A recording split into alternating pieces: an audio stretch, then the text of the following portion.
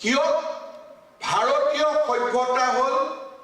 It is a inclusive religion একম সত্য বিপ্ৰা বহুদা বিভান্তি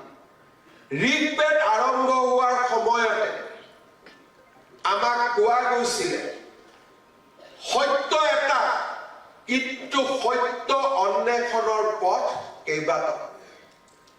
এয়া হ'ল আমাৰ সভ্যতা অসমত বাস কৰা ৬২-৬৫% মানুহৰ সভ্যতা কিন্তু আমাৰ ৰাজ্যত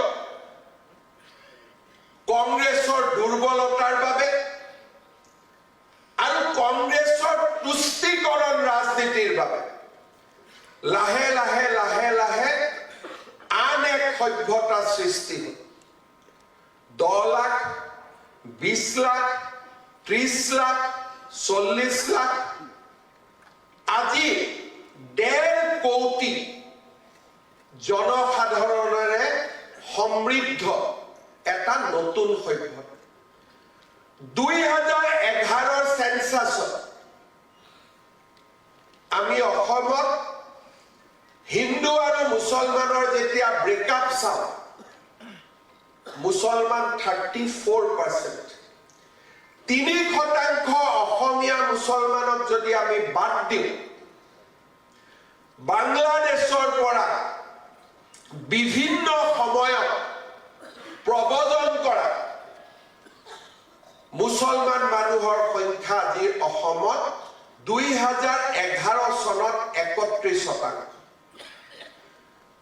২০২১ সেন্সাস হোৱা নাই প্ৰত্যেক সেন্সাসতে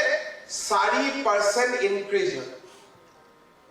২০২১ পৰা ২৫ হ'ল আৰু ৫ বছৰ আৰু 2%। ২০২৭ যেতিয়া সেন্সাসৰ প্ৰতিবেদন ওলাব অসমত বাংলাদেশী মূলৰ মিয়া মুছলমানৰ সংখ্যা 40%ৰ আশে-পাশে হ'ব কোনোবাই ক'ব পাৰে যে ঠিক আছে তেওঁলোকো থাকিব আমিও থাকিম কিন্তু আমাৰ ধৰ্মই সকলোকে আদৰি লয় আজি বাংলাদেশৰ শেহতীয়া ঘটনাৱলীয়ে আমাক সকলোকে স্পষ্টভাৱে বুজাই দিছে দে বিলিভ ইন এক্সক্লুসিভনেস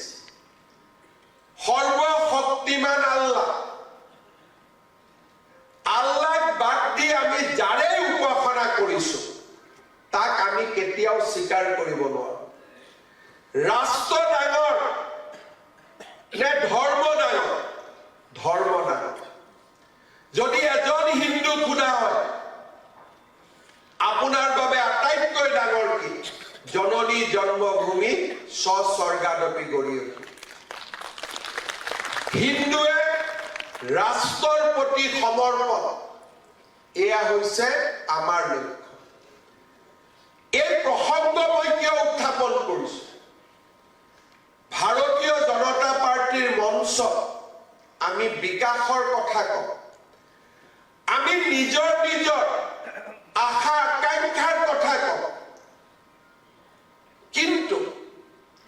যদি সন্মুখত জাতি নাথাকে সন্মুখত যদি মাটি নাথাকে সন্মুখত যদি আমাৰ ধাৰ্মিক স্থান নাথাকে আমি মৰিখালিত গৈ বিধায়ক হম নেকি যিকোনো খবৰৰ বাবে যোগাযোগ কৰক আমাৰ এই নম্বৰত 9181 307 221